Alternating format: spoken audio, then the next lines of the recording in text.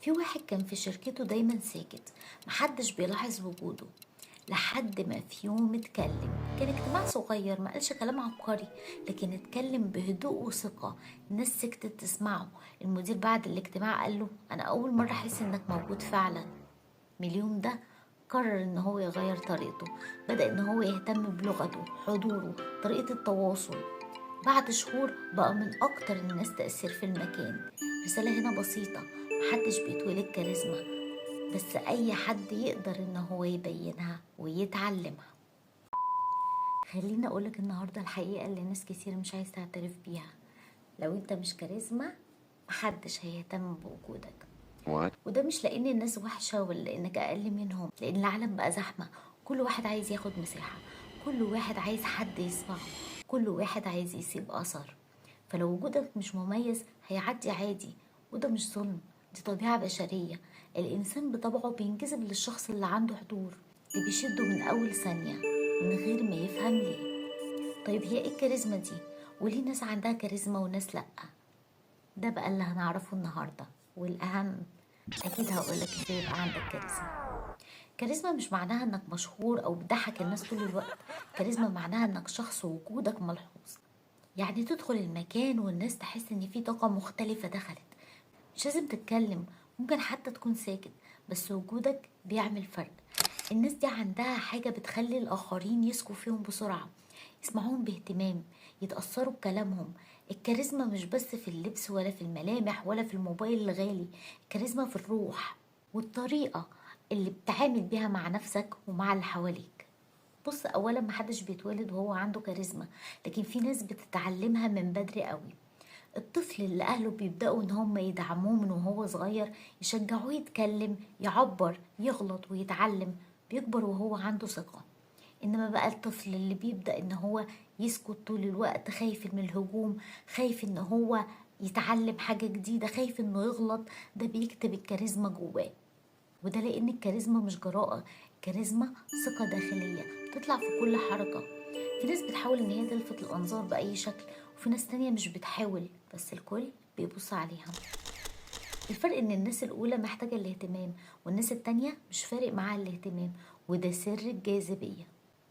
خليك فاكر القاعدة دي كويس: الناس بتحس بيك قبل ما تسمعك. يعني ممكن تقول نفس الجملة مرتين، بس مرة الناس تحس انك واثق ومؤمن بكلامك، مرة تحس انك ضعيف ومتردد. لغة الجسد، نظرة العينين، طبقة الصوت، وحتى الطريقة اللي بتقف بيها. ما تدخلش على الناس متردد، خش بخطوات واثقة، اقف مستقيم، ابتسم من غير تصنع. الناس مش بتحب اللي بيحاول يعجبهم، بتحب بس اللي مش محتاج ان هو يعجبهم.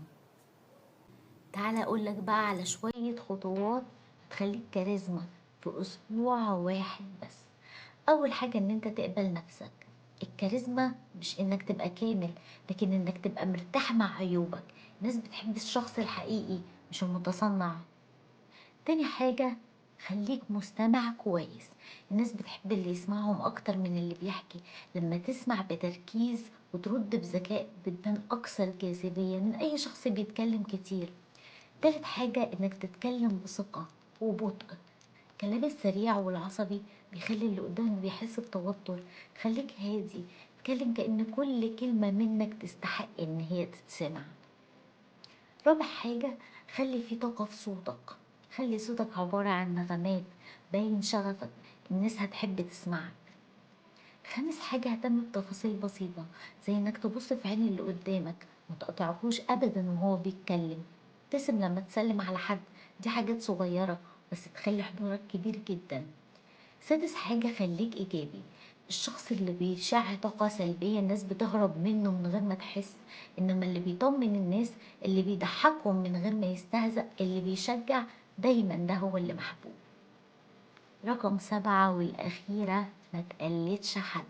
التقليد ممكن يخليك مقبول، بس عمره ما هيخليك مميز. الكاريزما بتبدأ أول ما تبطل تبقى نسخة من غيرك. لو طبقت ال7 خطوات دي في أسبوع، أوعدك هتكون كاريزما. فعالم مليان بالضوضاء صوتك لازم يكون ليه معنى.